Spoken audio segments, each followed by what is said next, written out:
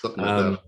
So you were involved in CrossFit obviously when I got to know you, and now you're doing more like your own stuff, like online coaching mostly, it seems like, right? Mm-hmm. Yeah, that's me. I love the individual stuff. You know what I mean? I love taking somebody, kind of assessing everything I can about them. You know, lifestyle, history, injuries, goals, preferences.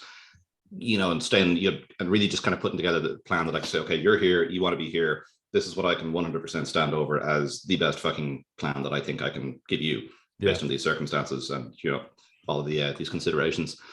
And, you know, I think I've just always enjoyed that anyway. You know, I always enjoyed like the one-to-one kind of, you know, back when I was a CrossFit coach, you know, it was always a compromise. You know what I mean? Like you have this gym full of 250 people and you're trying to design a program or a couple of different programming streams that are going to, like, you know, hit 250 different folks. Man, I could just never do it. You know, I could never actually make it work in a way that I was actually, you know, that I was really proud to stand over and say, yes, this is exactly what that guy and that guy and that guy and that guy should all be doing on this particular Tuesday morning. It's like, this is close. You know what I mean? It's not bad. You know what I mean? It's like, I don't think it's, you know, we could change a few things, but like, this is on average pretty okay. Yeah. You know, and that's about the best you can do, I think, with a group training model. And, you know, for most people, that's fucking fine. But, you know, I think so, you know, for folks that have like more specific goals or that, you know, have some, you know, some limitations or things, or like, you know, so if your knee just always gets fucked up every time you do, I don't know, 50 squat snatches for time or something like that. It's like, do you need to do that? I don't know. You know, you just want to lose 10 pounds, you know, we could spend 6 weeks like working on your positioning and loading and kind of working into this, you know, making this so you could do that. But like, you know, maybe just get you to go from drinking 20 pints of beer down to like 12 per week or something that's might be more relevant. Like, you know. Get you from being able to do like a body or squat with the bar to being able to get like, you know, 10 or 20 more kilos on there in a progressive manner. That's not you like flogging yourself. I had a similar thing with after I did that internship. I thought my roots was that I wanted to go into strength and conditioning for team sports. I think everybody starts there, don't they? Huh? Everybody thinks that when they start, don't they? Yeah, and actually, I remember you guys saying that to me, and saying don't fucking do it. there was probably nothing you could have said to me at that time that would have made me learn that lesson, as opposed to actually just going and trying to do it. And I mean, there's a whole host of reasons why I don't think that's a good idea anymore. But to link into what you were saying there, one of the issues I found was that like, you're giving out these generalized programs to say like a whole team that you have in a gym, and you could have one guy over here who's deadlifting like 250 kilos, and then you've got another guy who might be very good at a sport but like literally can barely bend over to pick up a 16 kilo kettlebell off the floor. And I'm like, how the hell am I meant to run a whole session of like 25 of these guys at once? And then you've got other stuff like competing ideas from like what the head coach thinks they should be doing and what they're seeing on Instagram, blah blah blah.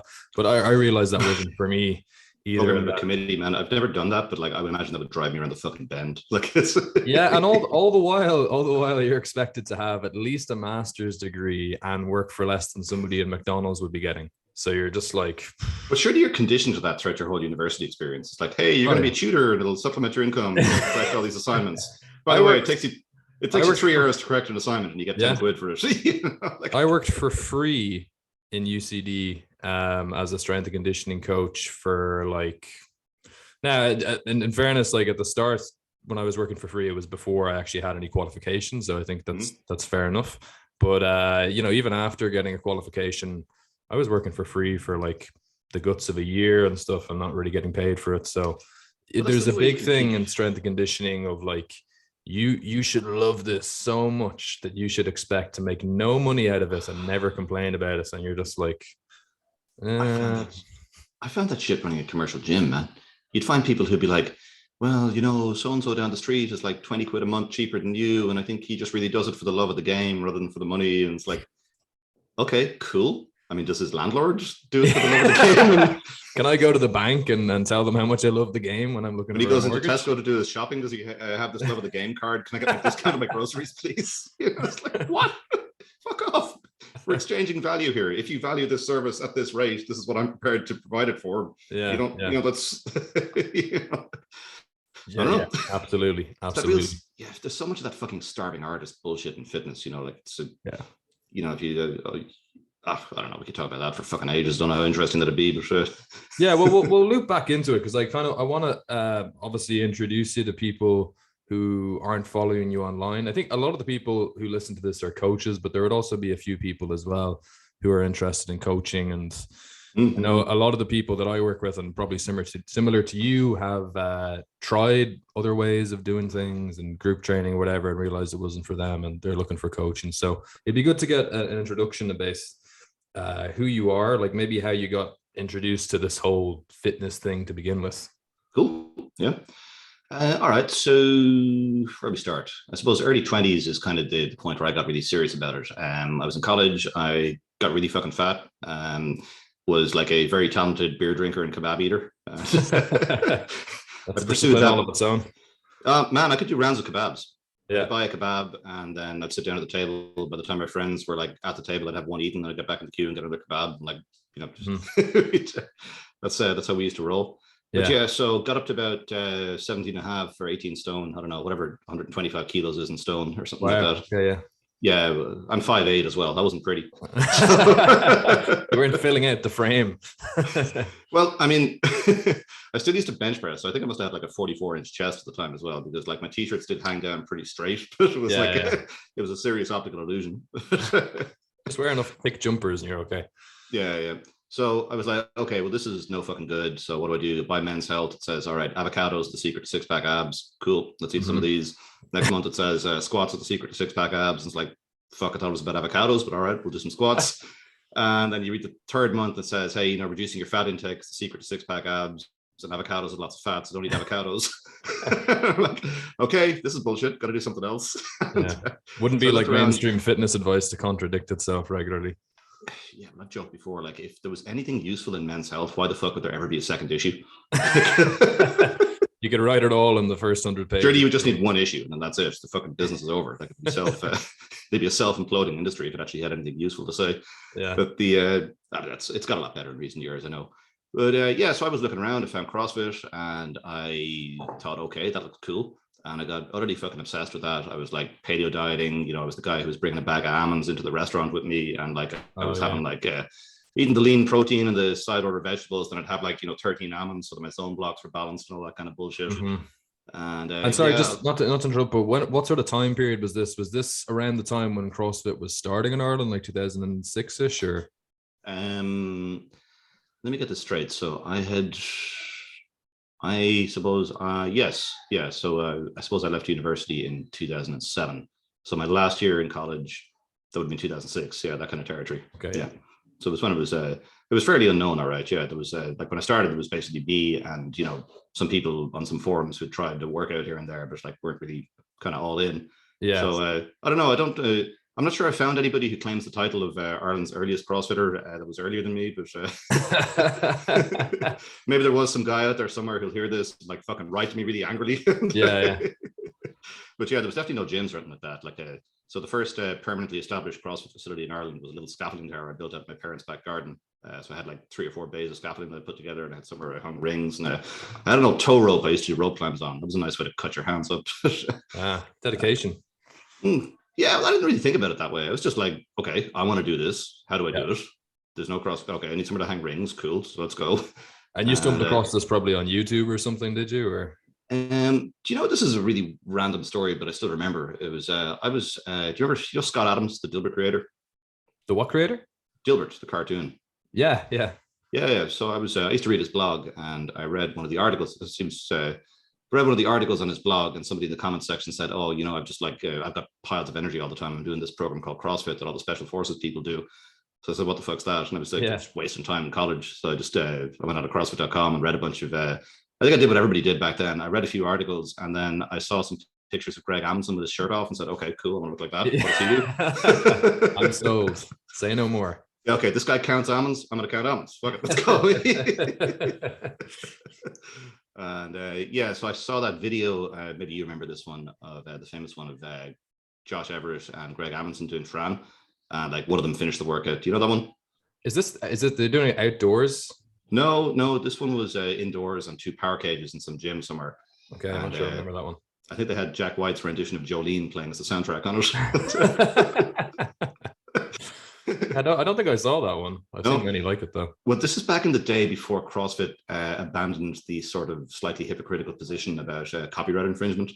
So you know the way, like, you know, if you put the word CrossFit on something, like CrossFit will sue you. Oh yeah. And it doesn't matter if you're like, you know, anywhere in the world, like they'll find you and they'll fucking get you. Yeah. But like in the early days, every one of their videos would have some like mainstream commercial music like on top of it, and they were for that shit. You know what I mean?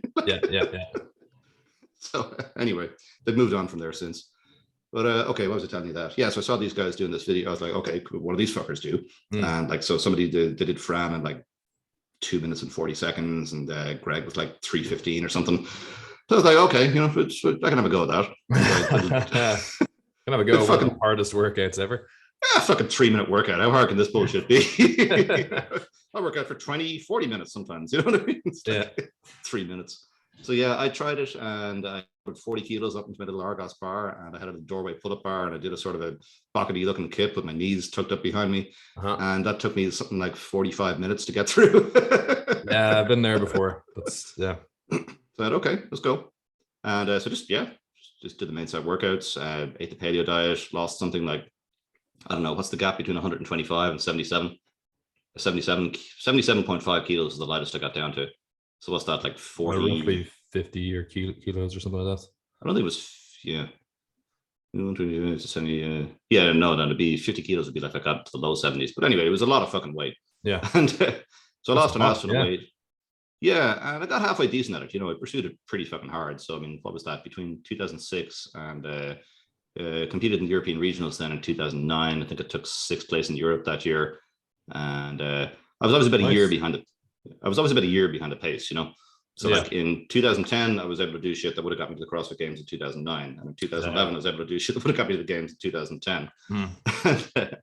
Yeah, what was it? CrossFit, of course, the competitive scene got bigger and bigger and bigger. So like, you know, 6th place in Europe sounds kind of cool until you realize that the CrossFit regionals that year was 20 guys in a shed in Northern Ireland.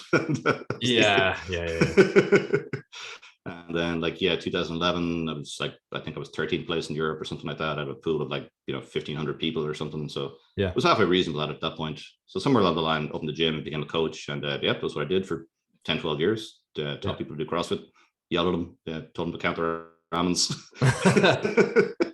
I think it's hard for people who weren't into fitness in that kind of period of like 2007 to maybe 2014ish or so to understand just how big of a thing the whole paleo diet thing was.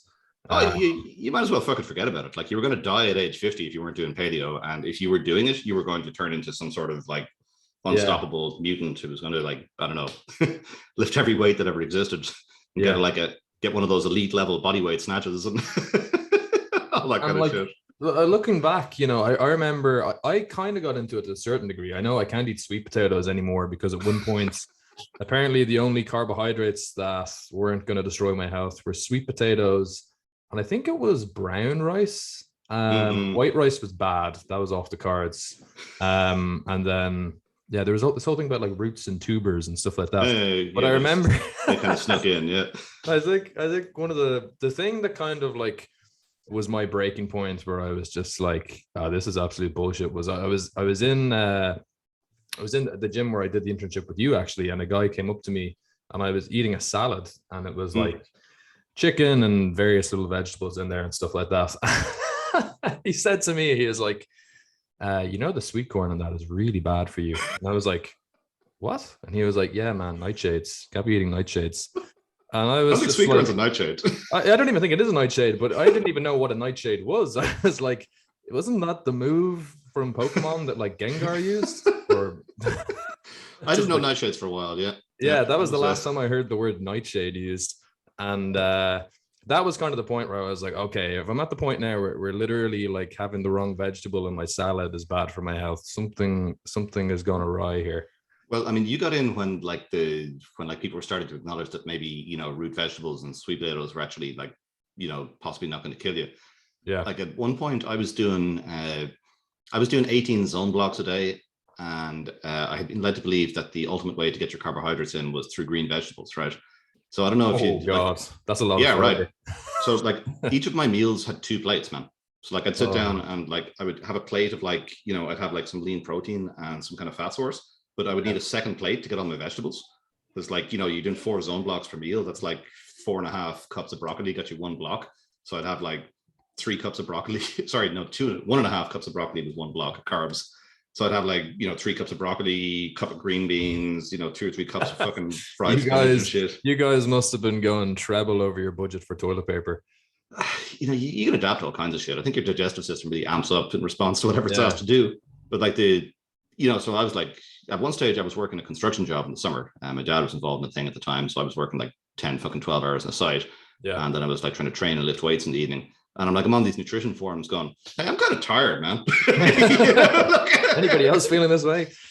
I'm doing all this physical activity and I'm really tired and I'm eating all my zone blocks. And like, what should I do? People are like, yeah, add more fat. Yeah, up the fat. So I was like drinking olive oil and shit. And it's like, why is nobody talking about the fact that I'm doing a bunch of like carbohydrate fueled activity and I'm not eating any carbohydrate? Yeah. I'm literally doing like, 10 hours of glycolytically demanding bullshit and then lifting weights in the 20 to 40 second territory. Like that activity can't be fueled by fat. Like what's happening? That's like if somebody had opened a fucking nutrition textbook back in 2006, that's what they'd fucking say. But that was all run by big carbohydrates, Oh yeah. Well, that stuff's fascinating, isn't it? It's like, well, you know what I mean? Like, all the shit like, oh, the cure for all this stuff is well known, but it's been hidden and, big pharma is just paying people. It's like, okay, so you're a fucking doctor and this is the secret to eternal life. What would you rather? All that Nobel Prize money or that big pharma check? Like. I also think it's funny how like, I think it's the same as like when people like believe that, elite CrossFit level athletes couldn't be taking drugs, but it's the same logic they apply to like, oh, those scientists can have financial interests that affect their results, but the guy with the blog post definitely couldn't be trying to get you to buy his supplements. I don't know, man. Like, so I just thought it was interesting, like because the paleo thing became like, there was like more, it was very slowly like more and more acceptances made about like, well, yeah, you still need to be eating paleo, but you can eat white rice and it's okay. And then eventually it was like, oh, that's okay to have a treat every now and then. And eventually you get to the point where it's literally just good sound nutrition advice, but still with like the paleo kind of stamp put on it. Yeah. Well, I have no idea what's going on in those communities these days. Like it crosses my radar occasionally when somebody's like, I stopped eating those evil green vegetables and my arthritis reversed. And it's like, like there's a guy called Liver King now, isn't there? He's kind of fun. Well, it's funny. Like, I mean, anybody who I read up who's been in the industry for years, like say Jim Wendler or people like that, or Mark Ripito or whatever, they all laugh about how like if you stay in it long enough, you'll just see the same trends come back with a different name slapped on it. So apparently there was something very similar to the paleo diet back in the 90s or maybe late 80s, I think. And I think it was called the warrior diet. I remember that thing. Yeah, the 1 meal a day bullshit. Yeah, there's been various iterations of fasting and the Atkins diet was the original kind of like high protein, high fat, low carbohydrate diet as well. Oh, you got to go back further than that, man. You got to go back to William Banting in the 1800s. Exactly. Yeah. That was the first. To be fair, that diet included dry white toast as well, but it was it was very, very small amounts. It was a low carb diet. And there's a pamphlet going around. I don't remember the name. It had one of those really cool 1800s names, like the expulsion of fat and remaining, something. That kind of shit. At least you could excuse people back then for not having access to solid science to support this stuff. But I don't think it makes any difference. People have all kinds of access to science these days, and they just don't read it. Like it's no difference. Yeah, well, that's what I mean. Like at least back in like the early 20th century, like they didn't have a load of science to reference. But now there's no excuse. Like there's so much stuff out there. But so anyway, that was your kind of introduction to training, and then you got into coaching. I suppose another question I wanted to ask you was, because you were primarily coaching people with CrossFit for years, and I don't know if that's what you do with people now or if it's more kind of a general strength and conditioning training, but what were kind of the main lessons or takeaways you learned from CrossFit, both good and bad? Learn from CrossFit or learn from people, or learn from coaching people in CrossFit? Maybe coaching people in CrossFit. Well, main lessons, good and bad. I think like one of the things that you can probably see looking back on it is if somebody's not training, any fucking type of training is brilliant. You know what I mean? Like that's like anything works. Seriously, like it's like it. I mean, what are the statistics, right? You know, the physical activity guidelines for adults, like the ones that American Body put out every couple of, or they update every couple of years. Yeah. Where it's like, you know, 2 full body resistance training sessions of moderate or greater intensity and like 150 minutes of aerobic activity per week. And like you survey people and like 30% of people say they're meeting those guidelines. Then you actually strap fitness trackers onto them. And all of a sudden, like 8% of people are meeting those guidelines.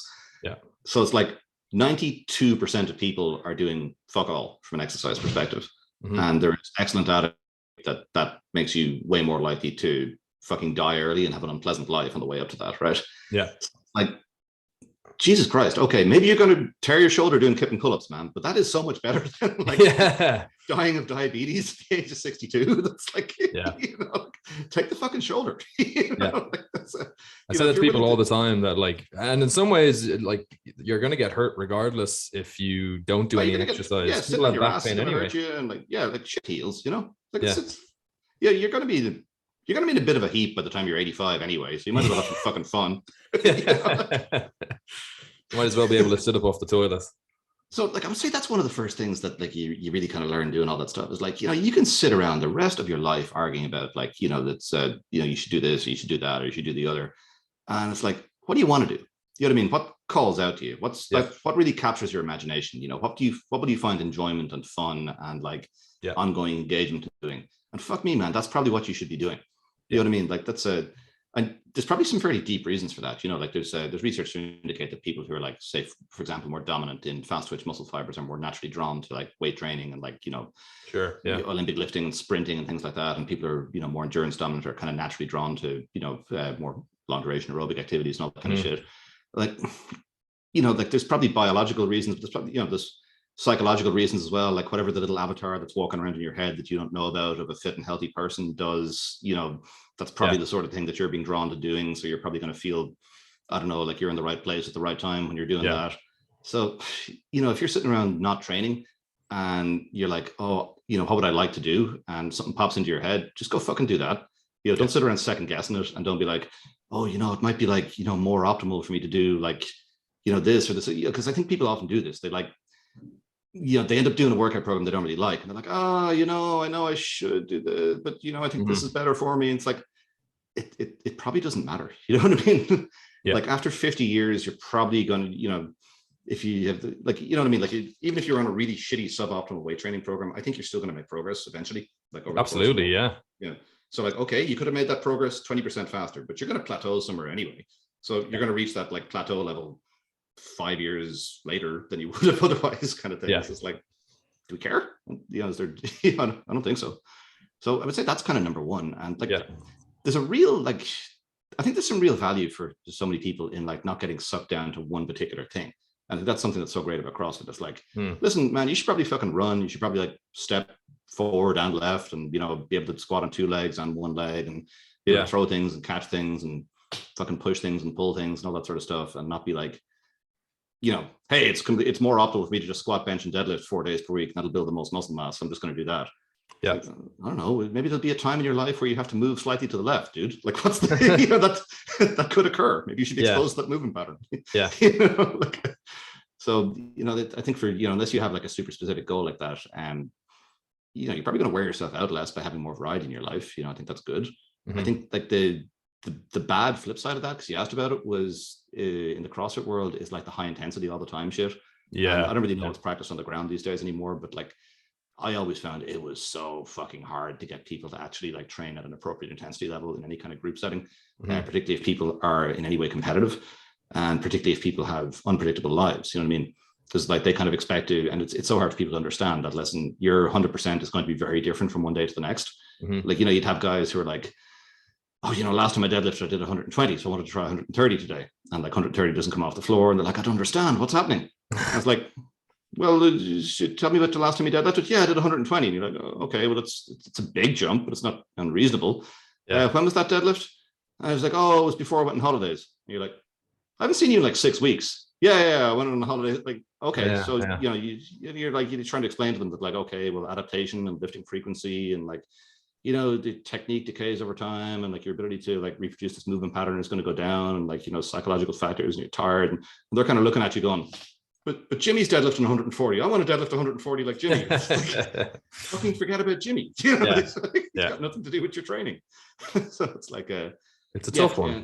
It's very tough. I like that was probably one of the biggest hurdles. I worked in a CrossFit gym for 4 years, and left there in the last sort of 6 to 8 months, and that was the hardest thing that I found, was to communicate that idea to people that like you can't have a great workout every single day that you come into the gym, especially when you've been doing it for a while. You can't just expect to walk in and PR and everything every single time. Like there has to be ebbs and flows to it.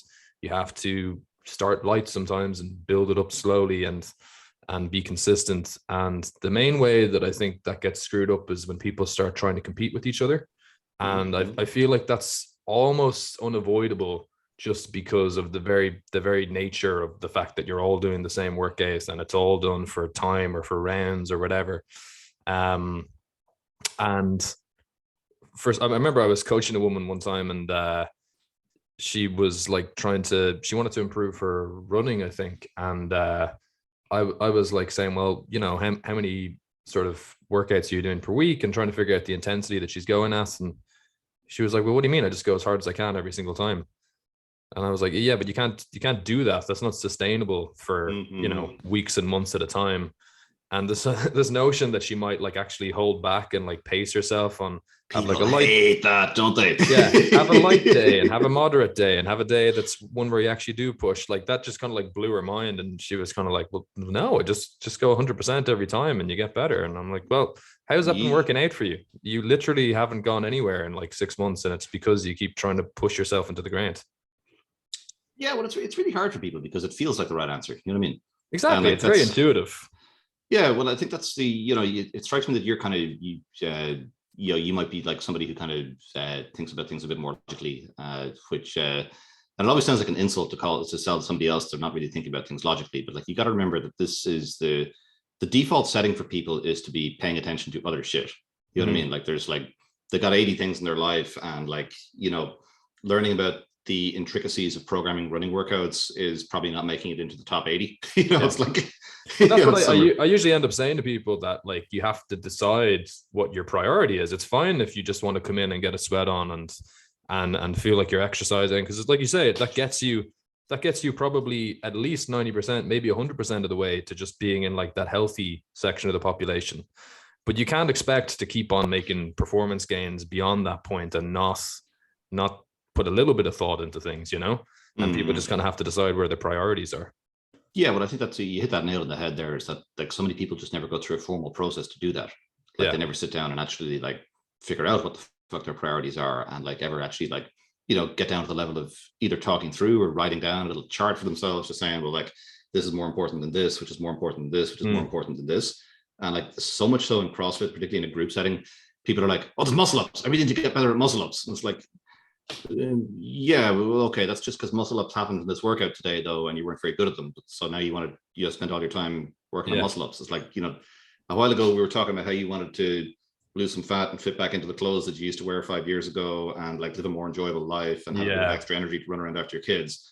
And now we're talking about muscle ups. Are you sure you want to change this? It's just Jimmy's doing muscle ups. You know, it's like, yeah, that's a very hard thing for people to wrap their head around, that you can't have multiple goals all be the priority at the same time, especially when they contradict each other.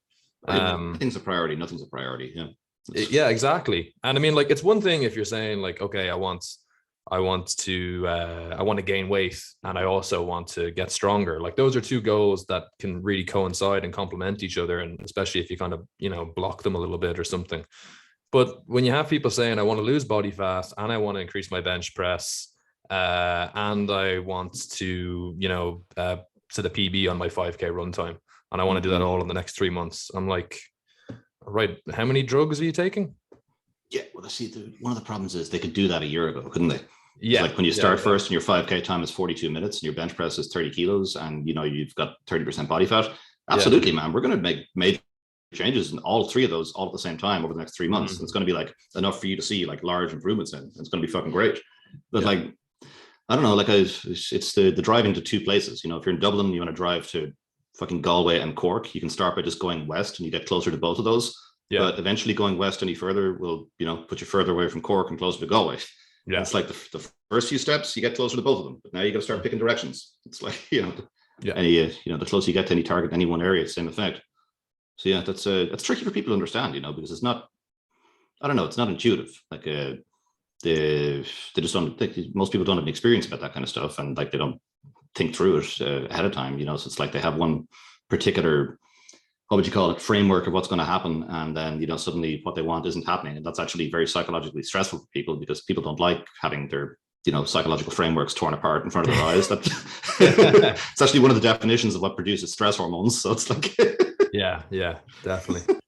I think you kind of have to pick and choose, like, you know, how important is it for me to like really, you know, challenge this person on their beliefs on this, or is there a way we can work around this? Would, like, with the people that you tend to work with, is there like a certain kind of types of goals that they tend to be looking for? Is it mostly people looking to just generally lose a bit of body fat and gain some strength, or I would say in theory, my population is people who used to be in really good shape, who were taken away from it by any of the standard issue bullshit you encounter, you know, after you leave your 20s, you know, like increased family responsibilities and jobs and whatnot. So, you know, it's like folks who used to be that like charging hard, training hard all the fucking time, but now they discover they don't have the time or the recovery capacity to do that anymore. Mm-hmm. So they're like, you know, you try and go back and train the way you did in your 20s and it doesn't fucking work. Goes great for a couple of weeks, then you get some kind of bust up, and then you go back and you go forward, and you go back and go forward. Yeah. And you know, I have a good couple of folks like that. I also have like sports performance people. I train a couple of let's see, I end up training a lot of rowers actually. That's really. Oh yeah, like there's like strength conditioning in the rowing field, like I don't know, it's like it's wide open. Like most of them's never heard of it. So it's like yeah, you take a rower and add 50% to their deadlift, and they're like, oh my god, I row faster. It's like, yep, tell your friends, come over here. Yeah, I've coached rowers before. I was in a kind of like a university setting, and my experience of that was that they were very much of that kind of more is better mindset. So there was a lot of having to reel them in and kind of teach them the benefit of quality over quantity. Oh, rowers are insane people, man. Like, yeah, you voluntarily sign up to rowing as hard as you can for like 7 or 8 minutes, and like or like, I mean, they would frequently do sessions that were just like 1 to 2 hours of just sitting on a rowing machine, staring into space, going back and forth and back and forth. Yeah, and like if you're in a rowing club, like you got to be up at 5 a.m. and out in the fucking water, or like we don't want to know about you kind of thing. It's like, yeah. 5 a.m. Well, that's the AM session. You know what I mean? Like this, there's often a PM session too. But yeah, that's a tough fucking sport, man. It's like one of the cool things about training rowers is you can just tell them to do more or less anything. They'll just go do it.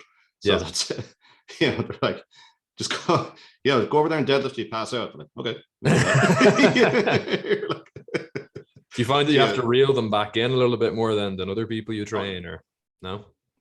I did a lot of personal variability. You know, there's you see these like they often have such fucking vicious aerobic capacity that they can take a lot more as well. So yeah, they can recover. They're less adapted. You know, they're often less adapted to weight training, but like they're just so aerobically fit. They recover very fast between sets, and they recover very fast between sessions. Yeah. So you can often give them a lot more than you would. Like, but anyway, I mean, like individual differences apply, of course, but like I think because I tend to work with so many folks that are like over 30, over 35 kind of thing, that like, you know, everybody ends up with like lots of competing responsibilities. So it's like a lot of training sessions are quite naturally, hey, I was exhausted today because I was up all night, you know, giving cowball to my feverish child and whatnot. And I'm, you know, slept 3 hours kind of thing. You know, it's like, it's intuitively obvious to pull back a little bit in days like that. Yeah. You know, so I think as you get older, you're forced to have to start training more intelligently because recovery becomes such a priority. Whereas when you're kind of in your late teens, early 20s, you can just train like an idiot and you'll probably recover okay. Yeah, that shit was fun, all right. Yeah. All those days that created all of those pains and niggles that I'm paying for now. Did you ever do that? Do you remember that fucking CrossFit workout that was like AMRAP 20 minutes of like 3 weighted pull-ups with a 20 kilo dumbbell, and then you're supposed to stay in the bar and drop the dumbbell and do 5 strict pull-ups and then do 7 kipping pull-ups and try and complete as many rounds? I don't think so, because I was like by far the movement that I sucked at the most for a long time, and I'm still pretty poor at now, is pull-ups. Like I've never done more than 14 pull-ups in a row. Okay. Yeah. I think I've done like a 1 rep max pull-up with maybe like 32 kilos attached to my waist, but I wouldn't have been anywhere near good enough at pull-ups to be able to do anything like that back then. So have you ever done enough pull-up volume in a workout where you get that thing where you wake up in the morning and there's like these 2 lumps under your fucking duvet and you're like, what the fuck is this? And it's like your bicep tendon is swollen up so much that your arm is locked at 90 degrees and you can't straighten it. Thankfully, no. You never had that one? No. So like I get that like 4 or 5 times a year. Really? Like, just randomly, even when you haven't not randomly at all. No, you'd suddenly do a workout that had like 500 reps of pull-ups in it, and you're like, you'd be like, oh, hey, that was cool. And you go have a few beers and you wake up the next morning, you're like, what the fuck is wrong with my arms? Yeah. I think I drank so much I broke my elbow, man. It's like, yeah, that was training in your 20s though. That was so it turns out that, like, I don't know if you know, like when your arm is totally straight, your elbow joint is slightly closed down. And when your arm is completely bent, your elbow joint is also sort of restricted. So the maximum space that can be created in your elbow joint is at 90 degrees. So when your bicep tendons are all swollen into pieces, your arm just gets pushed into that position. You can't get it out of it because there's no more space to go straight arm and no more space to go bent arm. So it's like, you don't lift a cup of coffee up to your face and the whole fucking thing cramps and you can't push your arm back. Yeah, I think I had a similar thing happen the first time that I properly trained arms, because when I started off training in school, we actually didn't do any bodybuilding type of stuff because our coach was having us do very CrossFit type workouts. So curls were just not on the menu. And the first time that I ever did bicep curls, the first time I ever did bicep curls was when I was in college, and I went into the gym and I was like, I'm gonna give this a go. I don't think I did anything more than maybe 3 or 4 sets of curls. And to this day, it's the worst DOMs I have ever had in my life. I couldn't bend my arms more than a few degrees for the first day after that. And there you go. But that's a pretty big hindrance when you're going around college trying to pick up books in your bag and open doors and stuff like that. Well, there you go. The bicep curl isn't functional. You weren't able to function. Exactly. So no, I think I have an idea of what that sort of sensation feels like. But yeah, I think you definitely need to. I've noticed that with coaching, like people who are a good bit older, like people in their 60s and their 70s. Like you really just have to have a good sense of like what is the optimal dose, if you will, or the minimum effective dose rather, to kind of get them going and not have them in pain from the whole muscle soreness for 2 or 3 days in a row. I think that's one of the things that's really just become like so much more obvious over the last, like certainly the last 5 years. It's just like how far away from like muscle failure you can actually train and still make progress in things like, strength and hypertrophy and all that kind of stuff, particularly for folks who are like, coming from further back kind of thing. And it's, like the whole, like, that was probably one of the most harmful things about, I don't know, do I want to call it harmful? One of the most wrong things, at least, about, a lot of training methodologies from like, 10 years ago, where it's like, go as hard as you can, grind out your 5 rep max squat, rest 8 minutes, get up and grind out another set of 5 rep max squats. If you're not doing that, you're a fucking pussy. Don't come to the fucking gym and tell me you care about your goals. It's like, well, I mean, the research seems to indicate that you'll get like 5% stronger over like 24 weeks by doing that versus like leaving a rep or 2 in reserve. So it's like, okay, like elite levels of competition, like margins of victory are like 0.5% and shit. So that 5% is probably worth quite a lot to you. But like, fucking man, everybody else is going to be fine. Like you could leave a rep or 2 on the table. It's probably going to be okay. Especially if you're like, it took me a long time to realize the importance of sleep and nutrition. And I mean, it was one of those things where I feel like everybody is like, oh yeah, sleep and nutrition. Of course, that's really important. But I don't think that people actually understand how monumental a difference it makes until you actually start properly paying attention to it. And you feel the difference in how much easier training is when you go from getting like 6 hours of sleep a night to 8 hours of sleep a night. And when you go from only getting like 60 grams of protein a day to getting over 100 grams of protein a day, and actually eating like some fruit and vegetables at each meal. And I mean, I did that a few years ago, and within the space of a year, I went from thinking I was like kind of tapped out on my squats to adding 30 kilos over the space of a year. And I definitely was not training any harder, because I was training very hard to try to get like an extra 2 or 5 kilos on there. Yeah. Well, I mean, you get used to whatever you're used to, don't you?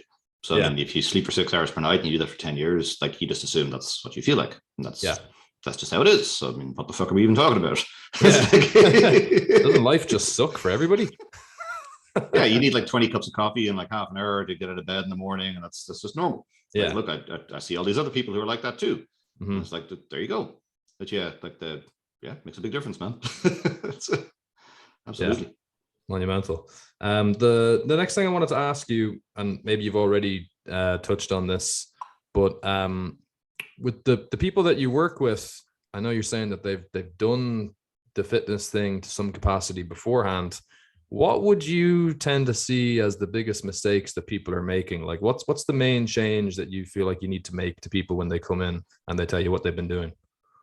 God, it's quite variable, like look, I think I started saying that like my default client avatar is somebody like that, but obviously like people refer their like spouses to you and like their friends and like then you just so I've got my clients kind of span the map kind of thing from like people in their 60s who've never trained before that are kind of like that are starting into it now. I've got a couple of those in the cards right now. I've got like you asked me was I still training CrossFitters. I'm currently training one guy who's doing the CrossFit Open. We're doing some individual programming for him and cool. rolling along with that.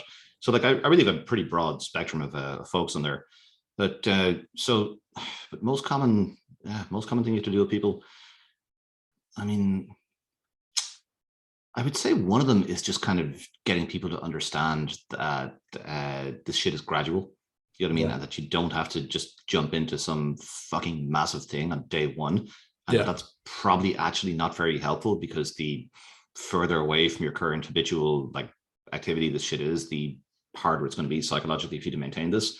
And it's like, I think, by the time somebody reaches out to a coach, they're at a point where they're like, fuck this, I have this thing in my life I don't like, whatever the fuck it is, it's my belly, it's my sore knee, it's my fact that I can't do 2K in 7 minutes anymore. There's some fucking thing that's really been eating at them for a long time, and they're like, tap tap tap tap tap tap tap, fix this shit now please. And you're like, okay, well here's the expected time frame and all that, and they're like, give me everything. I want to eat egg whites and broccoli for breakfast, training 6 times a day, I'm going to track every calorie, weigh myself every day.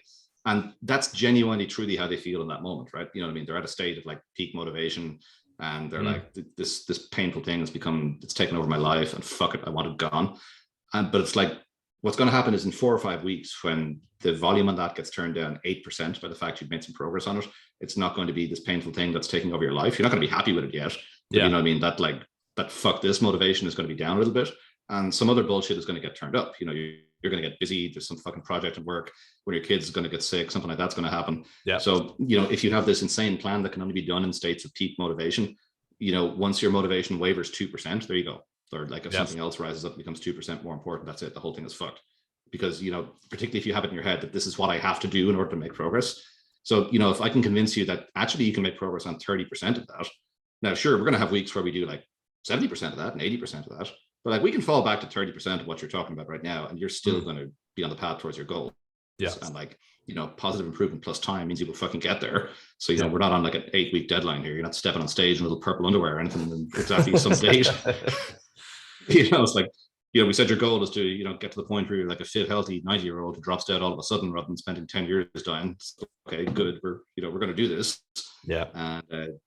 And I think as long as you can help people understand that you can actually make progress doing very fucking little, as long as you are consistently doing very fucking little and you never actually come to a complete stop.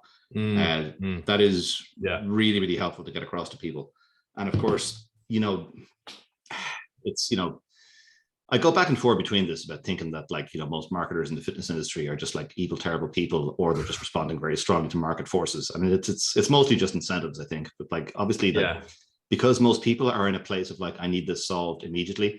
Most marketing revolves around 28 days to this and 6 weeks to that and whatnot, because of course that's, what are people trying to do? They're trying to meet people where they're at. You're looking for 28-day solutions. I'm going to market you a 28-day solution. Here you go. And it's like, if you sell 1,000 programs and, 990 of your people drop out and 10 of them, make incredible changes in 28 days, you can get those before and after photos. Yeah, right. I'm only going to post the 10 before and after photos. I'm not going to post the 990 of people who like, just fucked off and didn't do anything. So it's an interesting one, because I've talked to people who take that approach with marketing, and I suppose the main excuse I'll hear for it is, well, I'm just meeting people where they're at. You're not realistically going to get anybody in the door if you tell them that it's going to take longer than a few months. And Well, here's the thing, isn't it? If everybody stopped doing that, you would. But as long as somebody's doing it. Exactly. My thoughts on that are that I think in the first place, you're going to be attracting people who aren't going to be interested in doing this for multiple months. You're immediately attracting people who want to believe that it can be done in 6 or 8 weeks or whatever. So the idea that you're going to then get that person in, and then after the first couple of sessions be like, oh, by the way, this isn't going to happen in 6 to 8 weeks. This is going to take lifelong changes and a long-term commitment. I don't think that's going to work really. And I don't know. I just think there's something a little bit ethically reprehensible about that. Like I just feel like you can meet people halfway, but still tell the truth to a certain degree and jazz things up a little bit. But like I think that a lot of the people that I guess come from having done similar programs like that, and they're left very disillusioned with the whole idea because they're left thinking like, well, if I couldn't do it in 6 or 8 weeks, then obviously I'm a failure. Yeah, well, sure. Like, and this is one of the things, one of the other things that caused me to go back and forth on it is because there are these, like, I think you're exactly right. If you got your messaging right, I don't think there's anything wrong with a 28-day program. You know what I mean? If you had like a 28-day reintroduction program where like, we're going to set you up with like a template that you're going to run by yourself and carry on afterwards. And there you go. Wasn't it nice working together for these 28 days? Hope you, take this knowledge into the future. If you set like, okay, you're going to lose like a half a pound to 1 pound of actual fat per week, and you're going to lose like a certain amount of water, particularly if you like manipulate your carbohydrate intake and all that kind of stuff. Yeah. Like as long as you're just very open and honest about your results. But if you had like, that shit people do where it's like you had one guy in your program who was 400 pounds and he reduced his body weight by 10%. So he lost 40 pounds. He goes, lose up to 40 pounds on my 28-day program. Yeah. We don't mention that you have to be 400 pounds in order to lose 40 pounds. Just get really fat before you come in. Yeah. So it's like, I don't know. There's obviously, is there anything necessarily wrong with a 28-day fitness product? Of course, fucking not. You can do a million one of those that are like, that are 100% legit. And indeed, I have friends who do them as well. And, I don't see a damn thing wrong with what they're doing. But, it's like there's so much misleading shit that you can do. And it's like, nah. But yeah, on the other side, like they create customers for people who want to do like long-term fitness shit. You know what I mean? This is like, you just wait a little bit longer. And I'm just going to let you show people what they shouldn't do. So that right. I mean, this year you're going to buy the 6-week bullshit, but next year you're going to be clicking on my stuff and I'm talking about like lifelong fitness and like, it's like, I can wait. You know what I mean? I'm not going anywhere. Yeah, well, that's true. That is another way of looking at it, to be sure. Like maybe you need to go prove to yourself that this isn't a 28-day and a 6-week thing a couple of times first, and then we can talk. Don't just take my word for it. Yeah, in many ways, it's true. Like, I mean, we were talking about at the start how, like, I thought that I wanted to be a strength and conditioning coach working with sports teams. There was literally nothing that you or anybody who had been in the fitness game for a while would have said to me that was going to dissuade me from that. I had to go and try that out for myself, Nah. I think now we do a much better job of explaining it to you. You see, like I think that was, you asked me about things you learned from CrossFit as well. It's like, and this is something that I relearned many, many times, is like, people are not rational, logical creatures. No. We're really not. But the nasty thing is that our brains create the illusion that we are, right? So we walk around living in this fantasy land that like we're making our own decisions and thinking our own thoughts. But we're not. Like that's mostly we're running our habitual programs and we're responding to our emotions and responding to our preconceived ideas about things. And you don't really reach somebody you don't reach across the aisle with facts and logic by themselves, right? No. So I could, if I sat there and told like 18-year-old Kill, or probably 20 at the time or something like that, or something like that. Yeah, so I'm not going to reach you by saying, hey, here's the statistics for the number of people that get into strength and conditioning coaching who are still there, like a year later. Yeah. You're just thinking, I'm going to be part of that 0.1%. Like, fuck this. Absolutely. I was watching like these motivational videos on YouTube that those other 99% just weren't working hard enough. Yeah, of course. Well, that's probably also true, but that's like maybe it wasn't worth the candle either. Yeah. But like Chip and Dan Heath stuff about this, about like appealing to people emotionally and logically at the same time, and all that kind of. Do you know this book? What's it? Have you read Switch? Switch? No, I've heard of it though. Yeah. So like and like marketers will tell you this shit all the time, that like if you can reach somebody emotionally, they'll actually start.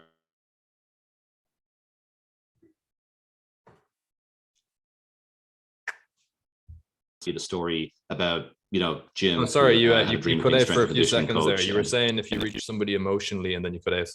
Yeah, sure. Like, so if I sit down to you and say, "Hey, Kill, that's a bad idea for the following 6 reasons," you'll go, "Okay, fuck you, Will." And go about today. Because if I sat down and you said, "Hey, let me tell you about my friend Jim." So Jim, it was kind of like you. He was really into this idea of coaching teams and strength and conditioning and whatnot. And he had all these dreams of this, and he was concerned about this. And he went in there and he just felt really hopeful. And he got attached to that daily grind. He was getting up, broken at 6 o'clock every morning and training these guys who were like fighting with him about they should be on low carb diets. And James spent all this time researching about glycogen replenishment and how relevant it is to athletic endeavors. And he had to just shut up and like take it on the chin because this guy on the team was really popular and he was into the keto diet at the time. And he just felt so small and like his entire education had been wasted, and that he was like, if I could get you to kind of, I'm starting to feel bad just listening to this. Yeah, right. So of course, your natural empathy is going to you're going to put yourself there a little bit more. You're like, oh fuck, I wouldn't like that to happen. You've told a story which people relate to more. Yeah. Well, that's how we extract information. That like we don't listen to fucking facts and like if I told you four, like I heard somebody say before, like if I gave you 4 random numbers and asked you to tell them back to me in like 6 months' time, the likelihood you do it is pretty fucking small.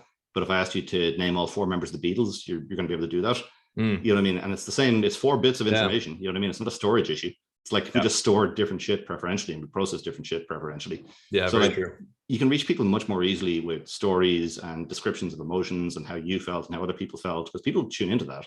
Because we've been doing that for millions of fucking years. Or I don't know, however long language has been around. Which is probably quite long if you're determined. But the like you're talking about how you felt and like what problems you had and like what you encountered and what dangers that occurred and all that kind of shit. Like people really tune into that because that was how you avoided getting eaten by tigers a million years ago. It's like I tell you a story about what happened over that next hill. I'm fucking not going over there. But and like 200 or 300 years ago, some fucking asshole invents something called logic and starts expecting everybody to use it now. It's like, nope, that's not what your brain's set up for. Like, we're a little bit behind the evolutionary game there. Yeah, well, I mean, we wouldn't have a thing called logic if it was something that we just did naturally. It would just be called thinking, or something like that. Yeah. So you don't like after you've kind of got somebody emotionally, now you can start giving them the logical bullshit, and you can start telling them about the numbers and the facts and the figures and the plan and whatnot, and you can start bringing them to kind of a brighter future point. But like, you got to cross that gap first. Like, we're not there yet. If you're not we spend most of our time reacting to our feelings, and then we decide logically afterwards what to do. If at all. Or even worse, we write it backwards after the fact. That's a fun one too. And I think there is a really there's a real almost sort of false marketing. I don't know how to describe it, but basically what I'm trying to say is, I went to college for health performance science, and I know people who've done other types of education, whether it's personal training certs or whatever. And it's just not really communicated how many obstacles there are to actually staying in that as a job in the long term. Like I've over the past sort of 5+ years that I've been doing this, seen multiple people that I know who were very enthusiastic at the start just gradually start to drop off because they've just realized that, it's tough and it might not be for them, or, what are your thoughts on that? What, like the attrition and people not being told about that at the outset? Or sorry, you broke up there. What did you say? Oh, sorry. Yeah, what are my thoughts on, like, I don't know, people not being kind of told at the outset that there's an incredible rate of attrition and that I suppose just your general thoughts on, like, there might be some people listening to this who are thinking of becoming coaches or personal trainers or whatever. And, what do you think would be the things you would have wanted someone to have said to you before getting into it? Because it definitely does have a very high burnout rate, whether you're working in strength and conditioning or personal training. I mean, the sickening thing about fitness is it's, your success is not very tied to how good you are at fitness. And it's much more tied to how good you are at behavioral change psychology and marketing, right? Because your job isn't to know everything about fucking the forces across your knee during a correctly loaded back squat, right? Yeah. Your job is to help people change their behavior. And then after that, your job is to tell everybody about the fact that you're really good at helping people change their behavior and show them all the great results that you got from doing it, so that they feel confident in trusting you to help them change their behavior. And, it's like I mean, how much information do most fitness courses contain about that? You know, like most, you know, yeah, right. Because like when you're aspiring fitness coaches have already made the decision to change their behavior, and they're highly motivated to do that. So of course, what's missing for them is technical knowledge and technical know-how. So, you know, you already have the motivation and the decision, and you've made the space in your life, and you're committed to changing. So what the fuck you need? You need a better plan. You need more knowledge about how to program and how to reach the goal that you've already made the decision that you're, you know, chasing to the exclusion of probably quite a lot of other things in your life. So it's like, it's hard in that position to be empathetic for somebody who is still kind of wavering about their decisions and about, you know, where their priorities actually lie. And like, you know, just how much of my health is it worth sacrificing in order to get this next promotion and be able to actually buy a house and house my children in? Probably more than zero. You know what I mean? Like, you know, like, I know you think the most important thing in the world right now is making sure there aren't any fucking lectins in the you know, the in the beans that you're putting in your salad, but it's just like I've got a different set of priorities here. And you know, that's so it's so like I would say that's a really huge thing that's missing from most fitness qualifications, is like, you know, somebody standing up and saying, hey, listen, you know, this once you're like, I don't know, like there's such a diminishing return with expertise, you know what I mean? It's like you're never going to have to use most of it with the average person. Well, I think you will eventually, probably with most of it, if you go through enough clients and you know, if you meet enough people in enough different situations over enough years, you'll probably use a snippet of most of what you know at some point somewhere along the way. But you certainly will not use it with one client. You know what I mean? Like to get Mary to, you know, get her goblet squat from like 0 kilos up to like 15 kilos and get her to the point where her hip doesn't hurt anymore. Like, you know, how much of your squatting knowledge is that going to take? Like approximately zero. It's going to take an awful lot of like your, you know, ability to help her set goals and track things and like reassure her and stay on top of things and like, you know, understand how to like, you know, like we were talking about earlier, let things kind of be heavier and lighter and all that kind of, you know, that says do more when you have the space, do less when you don't, and don't be beating yourself up. You eat a fucking spoon of ice cream, you know, it's like everybody does that. It's fine. It's like, you know, like the so I think you have so many people like that's really not emphasized a lot, I think, and it's not. And I think it's not intuitively obvious to fitness. It's not obvious to people in an educational setting, I think, at all, because like if you're in academia, like you were so insulated from, you know, things like marketing and customer acquisition that like it's you know, you've read about it, right? But like, that's not. And I see multiple guys on yachts trying to market business mentorships to me on my Instagram feed. So. Let's see. You got a receipt for that yacht, motherfucker? I'm sure this was clipped right before the guy who actually owns it started shouting at him. Was like, "Are you fucking filming Instagram videos again on there?" No joke. I knew a guy who was doing business coaching about 5 years ago who lived with his mum. Well, this is the thing. It's very. I feel like somebody who's trying to find, you know, a fitness coach who knows what they're talking about, and I've got no idea how to disseminate it. And I see these guys and they're like, do my business mentorship. And I'm like, how do I know you're not completely full of shit? Here's one for you. It's kind of like what we were talking about earlier. You know what I mean? Like, do you need Warren Buffett to be your business coach? Probably not. You know what I mean? It's like, you probably need somebody who's like, you know, fucking 3 chapters or more ahead of you, who can actually like connect with you where the fuck you are and help you take the step to get to, you know, one more chapter along the way, kind of thing.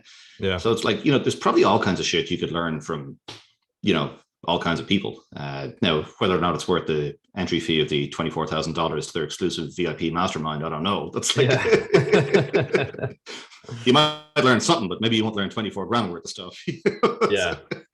That's true. So there's definitely a pricing issue there, you know. It's like the personal trainer who tacks on the €100 supplements to your fat burning program. That's a tricky one. It always pisses me off if people don't write books anymore. You know what I mean? It's like, you know, okay, you're selling me this €7,000 course, man. You could have put this in a $30 book. I'm not sure if I need the $7,000 upsell to talk to you on Skype once a week about your dog. You know, it's like they love the online seminars.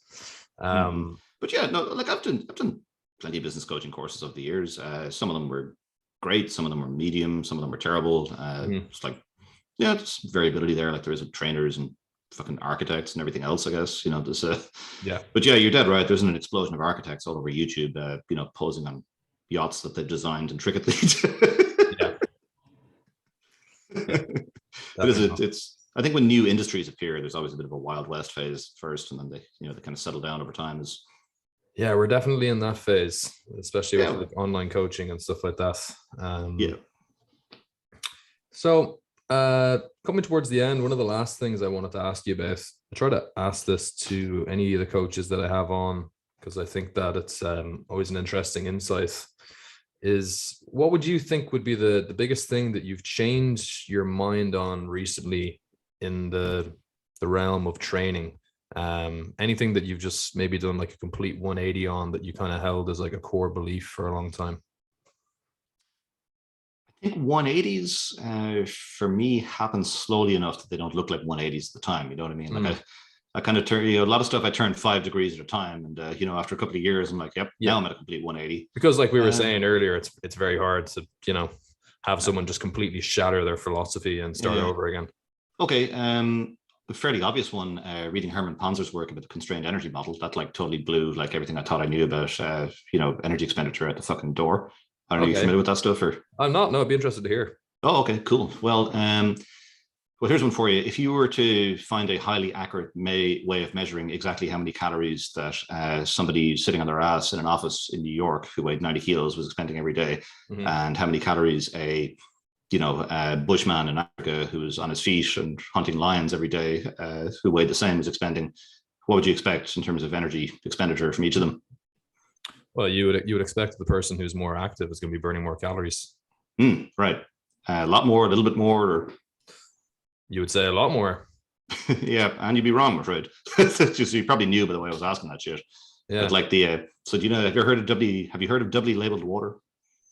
W labeled water. Doubly labeled, as in 2 times. No.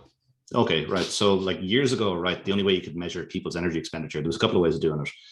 During like aerobic activity and such, you put the big mask on people and you'd measure how much oxygen was coming in and how much carbon dioxide was going out. Yeah. And you could use that plus like, assumptions to calculate the rate of energy expenditure. You could also do metabolic ward studies, which would involve putting you in this sealed chamber where you'd monitor how much air was going in and how much carbon dioxide was going out and all that, and monitor your changes in body weight and waste excretion and all that. And, it's like whatever it costs, like 18 grand an hour to have somebody in there and shit. Yeah. So what happened when the early research was being done on trying to calculate how much energy people were using was we do things like, okay, I put the little mask on you and I measure how much energy you expend while you're sitting in your chair.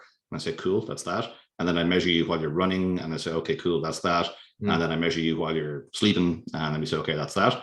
And I go, well, cool. Well, logically, that added to that, added to that, added to that must be your daily total energy expenditure. Cool.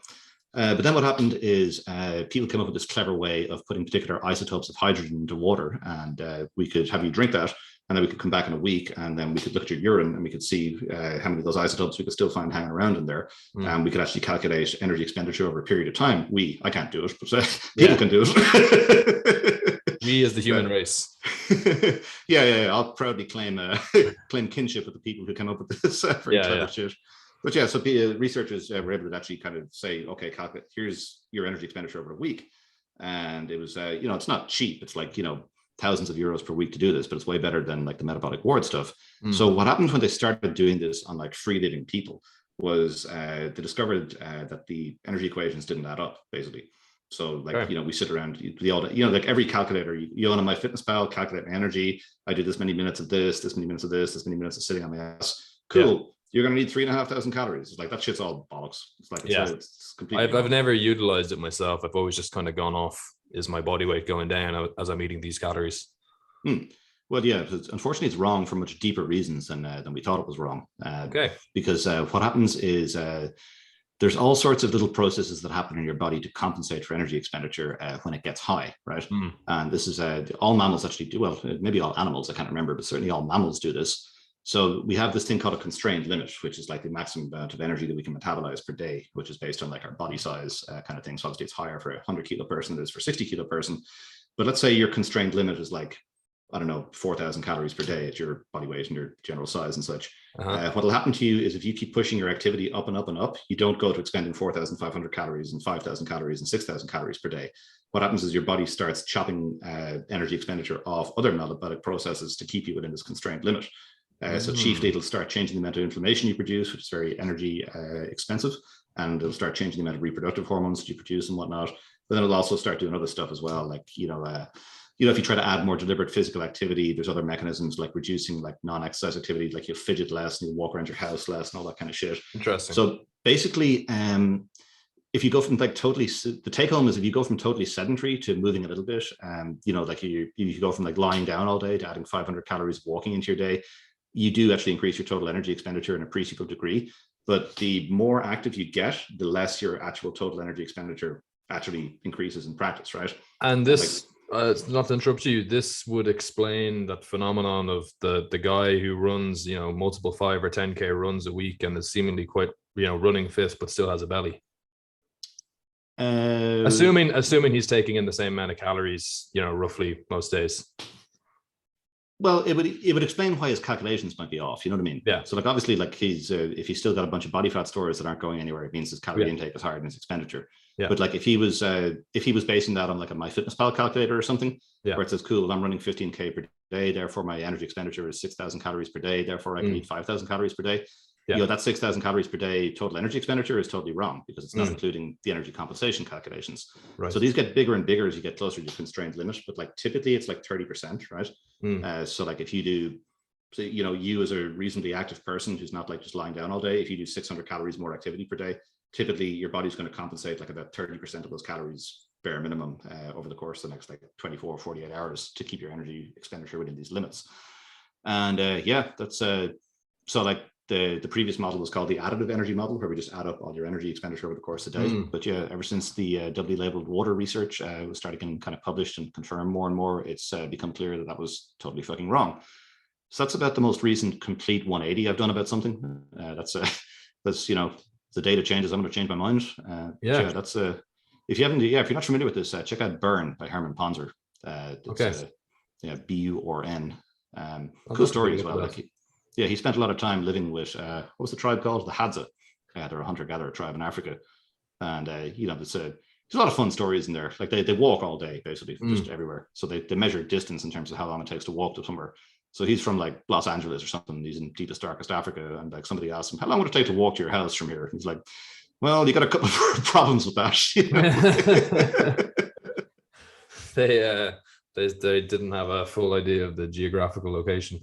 Well, also, as he kind of went on to explain in the book, they have a real different kind of approach to time and whatnot. Because like they don't, if you told these guys that it took you 9 months to walk somewhere, they'd be like, "All right, we'll give it a go." I wouldn't bother them too much. It's like, okay, I'll see you guys in like 18 months or something. I'm going to go over here and check it out and come back again. Definitely different to most people's maybe instant gratification ideas. Yeah. Instant gratification isn't really a thing when you're, if you're just waking up when it gets bright and you're going to bed and it gets dark and you're fighting with lions for your dinner occasionally and that kind of shit. Okay, that's different. That's interesting. I'll definitely take a look at that Herman Posner stuff. And then the last thing I wanted to ask you can take 2 parts to this if you want. Just asking really what's kind of one big piece of advice you could give to your younger self starting off, and that could be training and business / coaching or just one or whatever you want to take on that. Okay, well, I could do 2 of those. Yeah, I would say if I was giving myself training advice when I was younger, I would tell myself to settle the fuck down. The same here, definitely. Like you just there's no dragon to kill, dude. It's fine. You don't have to slaughter yourself in every fucking session. Like you can play the long game here a little bit. It's going to take you 25 years to get your maximum strength potential. So this workout you don't necessarily have to vomit at the end of. That doesn't have to be every day of your life. Because, guess what? That is going to get old after 6 years of vomiting after every fucking workout. Yep. Yeah. Somehow I've never thrown up after a workout, but I think that's kind of an individual thing. Oh, I was being euphemistic. Yeah. That's the only time I've thrown up after workouts were related to food that I'd eaten beforehand, not the actual workout. The early days of when you were sitting in kebabs, maybe. No, no, it's terrible scrambled eggs in the hotel before one of the European regionals. Actually, was one of the occasions. Yeah, I don't even want to imagine. You can edit that part out, I guess. But I know. yeah, flip side of that advice is I would have told myself to go fuck myself and continue grinding out 5 rep max squats though. So yeah, you should have told your younger self a story. yeah, I might have done that. Okay, so that's training, and that's obviously a very common one I've had people say. And then maybe more in terms of like business for coaching. Oh yeah, well, we covered it already, right? Your job isn't teaching people to squat. Your job is helping people change their behavior. So right, exactly. Yeah. Stop fucking obsessing about how to squat and start, helping your clients actually change things about their lives, and you will do a fuck ton better. Yeah. I think I've realized that more as I've gone on that, just getting people to stick with it is the hardest thing, because most people, even if they're at the peak of their motivation in January or whatever, they're only going to show up for a few weeks. I think it's something like, now I think these are US stats, but I think it was like only like maybe somewhere between 15 to 20% of gym memberships actually get used regularly. Even though people will kind of keep them floating there as, monthly subscriptions. Same idea. You might keep like the Netflix subscription, even if you're not watching it, because it's only a small amount of money coming out. But yeah, right. You want to be able to go tomorrow and not have to rejoin the fucking thing and whatnot. Yeah, and you want to keep the dream alive in your head as well. Once you cancel it, you've kind of admitted defeat. Yeah, so here's what I don't know about those statistics though, right? So just because only 15% of people are regularly using their gym membership, I don't know that means that the other ones aren't working out. Like maybe I started going for runs in the morning because it doesn't suit me to go to the gym anymore. Sure. So I think we look at those statistics sometimes and we think, oh yeah, people are just back to sitting on their asses. It's like, I don't know, how many of them are like, doing some sit-ups and push-ups at home before they go to work for the next couple of weeks, because they're really busy. And it's like, I know it's not 100% of them, right? But it's more than zero. So, probably a small percentage, because as you were saying, like the physical activity guidelines don't tend to be met overly often. But when we're talking about the gym population, we're talking about that 8%. You know what I mean? Yeah. Like it's like not 100% of people have gym memberships. Obviously, like all those sedentary folks that were included in those, like the 92% of people that aren't meeting the guidelines, like a huge number. Like it's not like every fucking person on planet Earth has a gym membership and just doesn't use it.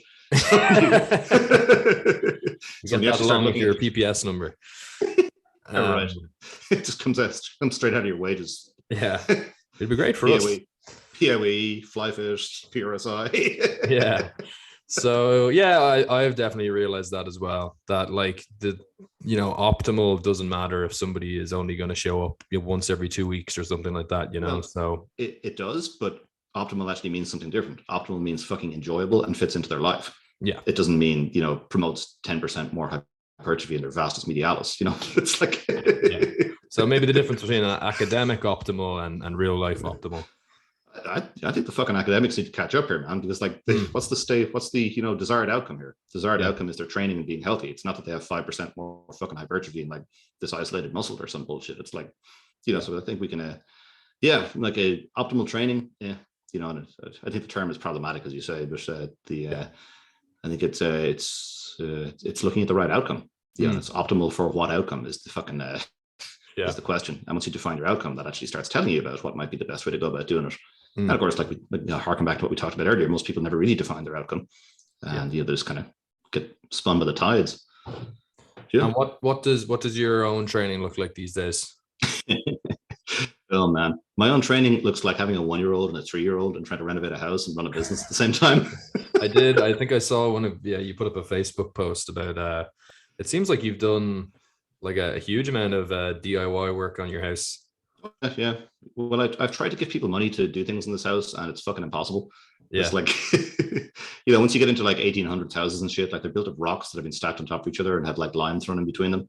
Right. And like, like there aren't a lot of, like most builders are like working on houses that have totally different materials and totally different systems for vapor management and all that. And like, so you get a lot of guys who just don't know what the fuck to do with them. And you also get a lot of other like problems because things aren't square and level the way we want them to be and all that. But so that and financial concerns added to the fact that I'm just a stubborn prick that likes to do things by myself anyway has led to me doing most of the work around here. Sure. So that obviously constrains training time. Well, it's not like I'm doing as much renovation anymore because like we have the place pretty livable now. But to answer like what does my training currently look like? Like I say earlier, I try to make sure I always get 2 full body resistance training workouts done, and like be physically active. So like I'll either get outside and like try and drag some shit around my garden, or go for a big walk, or go for a little jog or something.